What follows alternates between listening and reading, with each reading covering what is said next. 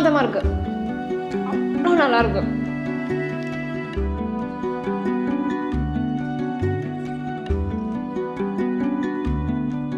எல்லாருக்கும் வணக்கம். நான் Hema Subramanian. Welcome to home cooking Tamil. பொதுவாக நம்ம எல்லாருக்குமே பரோட்டானா ஒரு நல்ல பிடிச்ச விஷயம். ஆனால் ஒரு நல்ல பரோட்டா என்ஜாய் பண்ணுறதுக்கு அது கூட ஒரு நல்ல கிரேவி இல்லைனா ஒரு சால்னா இருக்கணும். இன்றைக்கி நான் உங்களுக்கு ஒரு சூப்பரான பரோட்டா சால்னா ரெசிபி தான் காட்ட போகிறேன்.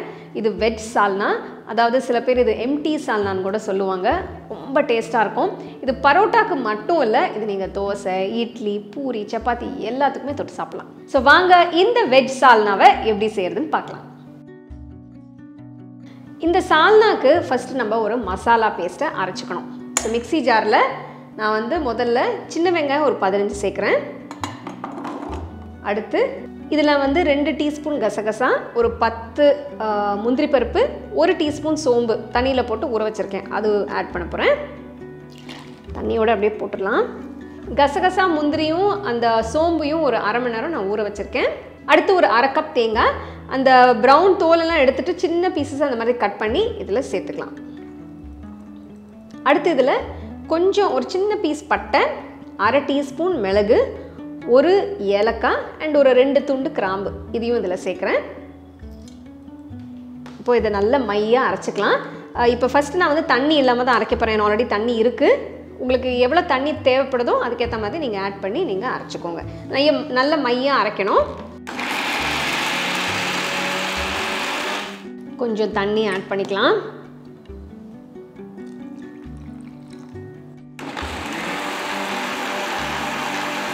இப்போ நம்மளோட மசாலா பேஸ்ட் ரெடி. இங்கே பாருங்கள், நல்ல மையாக அரைச்சிருக்கேன். இதை நான் வேறு பவுலுக்கு ட்ரான்ஸ்ஃபர் பண்ணி வச்சிடுறேன்.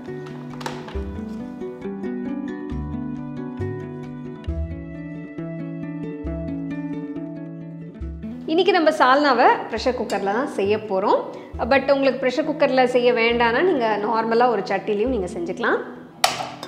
இதுக்கு கொஞ்சம் எண்ணெய் தேவைப்படும் ஆக்சுவலாக. ஸோ நான் ஒரு 4 டேபிள் ஸ்பூன் எண்ணெய் ஊற்றுறேன். கொஞ்சம் எண்ணெய் இருந்தால் தான் நல்லாயிருக்கும். அடுத்து இதில் நம்ம இந்த ஹோல் ஸ்பைசஸ் எல்லாம் ஆட் பண்ணிக்கலாம். இப்போ பார்த்தீங்கன்னா பட்டை, கிராம்பு, ஏலக்காய், ஜாபித்ரி ஒரு பீஸ், அன்னாசிப்பூ, கல்பாசி, ஒரு பிரியாணி இலை, இது எல்லாமே நான் இதில் சேர்க்குறேன்.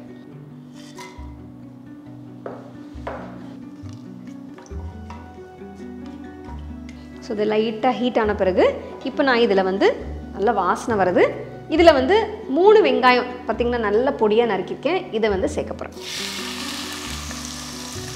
நம்ம வெஜ் சால்னா பண்ணுறதுனால இதில் மசாலா அந்த கிரேவி எல்லாமே வெங்காயம், தக்காளி, அப்புறம் இந்த மசாலா பேஸ்ட்டில் தான் வருது. ஸோ அதனால் நம்மளுக்கு நிறைய கிரேவி வேணும்னா இந்த மாதிரி நிறைய வெங்காயம் போட்டால் தான் நல்ல கிரேவி வரும்.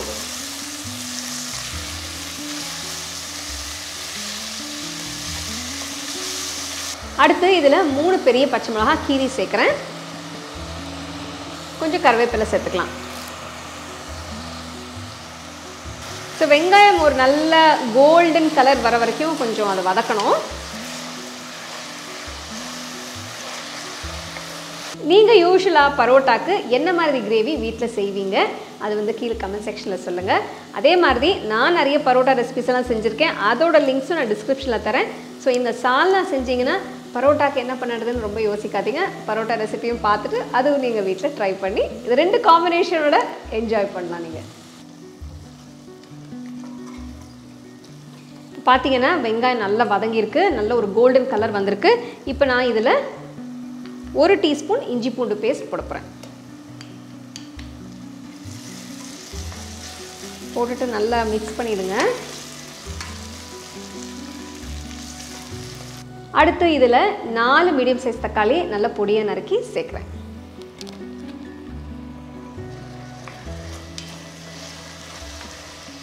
தக்காளி போட்டு நல்லா வதக்கணும்.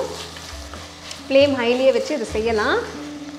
ஸோ இது கொஞ்சம் ப்ராசஸ் இன்னும் கொஞ்சம் ஸ்பீடப் பண்ணோன்னா இப்போ நான் இதில் உப்பு சேர்க்க போகிற 1 டீஸ்பூன், அப்படியே இதில் ஒரு அரை டீஸ்பூன் மஞ்சத்தூள், 2 டீஸ்பூன் மிளகாத்தூள், 2 டீஸ்பூன் தனியாத்தூள் எல்லாமே சேர்த்துட்டு நல்லா மிக்ஸ் பண்ணிடணும். ஸோ தக்காளி கொஞ்சம் குழையணும், நல்லா சாஃப்ட் ஆகணும்.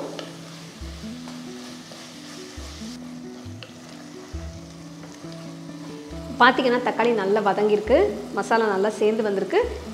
இப்போ நம்ம இந்த அரைச்சி வச்ச மசாலாவை சேர்த்துடலாம். சேர்த்துட்டு நல்லா மிக்ஸ் பண்ணிவிடுங்க. ஃப்ளேம் கொஞ்சம் குறைச்சிக்கலாம். இப்போது பாருங்கள், சூப்பராக வந்துட்டுருக்கு நம்மளோட சால்னா. இது ஆக்சுவலாக பார்த்தீங்கன்னா ரொம்ப சிம்பிள் ரெசிபி. பார்த்தீங்கன்னா மசாலா நல்லா திக்காக இருக்குது.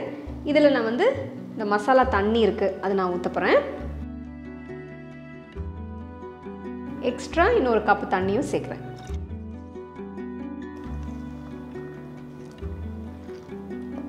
ஸோ நம்ம இதை கொஞ்சம் டைல்யூட் பண்ணணும். ஸோ மசாலா இன்னும் கொஞ்சம் திக்காக தான் இருக்குது. ஸோ நான் இன்னொரு கப்பு தண்ணி சேர்க்க போகிறேன். இது இப்போது கன்சிஸ்டன்சி நம்மளுக்கு கரெக்டாக வந்திருக்கு. நல்லா மிக்ஸ் பண்ணிவிட்டு இந்த ஸ்டேஜில் நீங்கள் உப்பு எல்லாம் செக் பண்ணி பார்த்துட்டு தேவைப்பட்டால் நீங்கள் சேர்த்துக்கலாம்.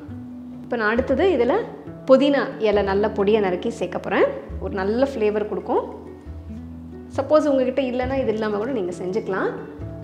அடுத்து வந்து கொத்தமல்லி இலை, இதையும் நான் சேர்க்குறேன். நல்ல பொடியை நறுக்கி ரெண்டுத்தையும் சேர்த்துக்கோங்க. தேங்காய் முந்திரி பருப்பு மசாலா போடுறதுனால அந்த திக் பேஸ்ட்னால நம்ம கிரேவி வந்து திக்காயிட்டே இருக்கும். ஸோ அதனால் நீங்கள் கொஞ்சம் எக்ஸ்ட்ரா தண்ணி ஊற்றுனீங்கன்னா உங்களுக்கு கொஞ்சம் கரெக்டான கன்சிஸ்டன்சி வரும். உப்பும் கொஞ்சம் குறைஞ்சிருக்கு. இப்போ நான் கொஞ்சம் உப்பு சேர்க்க போகிறேன், இன்னொரு டீஸ்பூன். குக்கர் மூடுறதுக்கு முன்னாடி உப்பெல்லாம் செக் பண்ணிவிட்டு நீங்கள் குக்கரை மூடிக்கலாம்.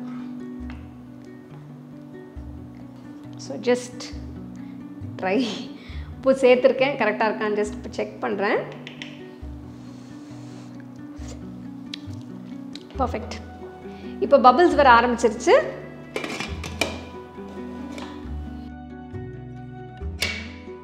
ஸோ குக்கரை மூடியாச்சு. இப்போ நம்ம இதை 4 விசிலுக்கு வேக வைக்க போகிறோம்.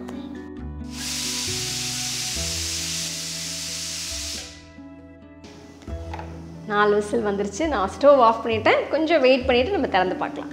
நான் இப்போ வெயிட் எடுத்துகிட்டேன், திறந்து பார்த்துடலாம். நம்மளோட சால்னா பாருங்கள் எப்படி இருக்குன்னு, சூப்பராக இருக்குது. ஆக்சுவலி ஸ்டவ் ஆன் பண்ணிடலாம்.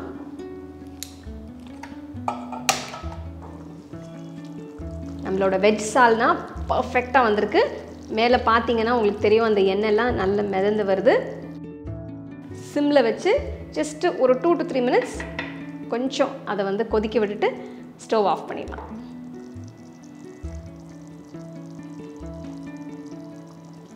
மசாலாலாம் நல்லா வெந்திருக்கு. அந்த பச்சை டேஸ்ட் எதுவுமே இல்லை, வாசனை பிரமாதமாக இருக்குது. நம்மளோட வெஜ் சால்னா ரெடி. இப்போ அடுத்தது வந்து டேஸ்டிங் தான். இன்றைக்கி நம்ம இதை பரோட்டா வச்சு தான் சாப்பிட போகிறோம்.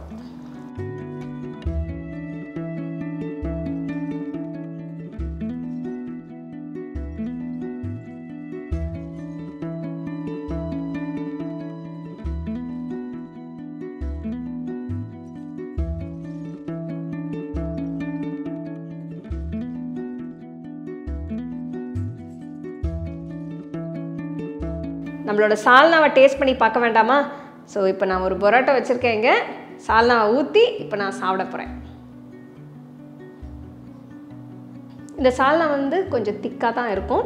சப்போஸ் உங்களுக்கு இன்னும் கொஞ்சம் டைல்யூட் பண்ணணும்னா நீங்கள் இன்னும் கொஞ்சம் வாட்டர் ஊற்றி டைல்யூட் பண்ணி உங்களுக்கு பிடிச்ச கன்சிஸ்டன்சியில் நீங்கள் சாப்பிட்லாம். நான் நிறைய ஊற்றி அப்படியே பரோட்டா அதில் ஊறணும்ல சால்னால, வருக எவ்வளோ அருமையாக இருக்குன்னு. சூடாக இருக்குது சால்னா பரோட்டா ரெண்டுமே. ஆஹா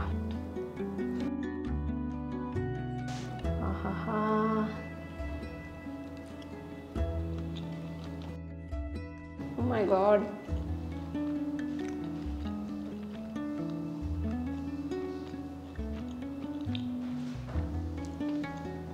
மாதமா இருக்கு, அவ்வளோ நல்லா இருக்கு.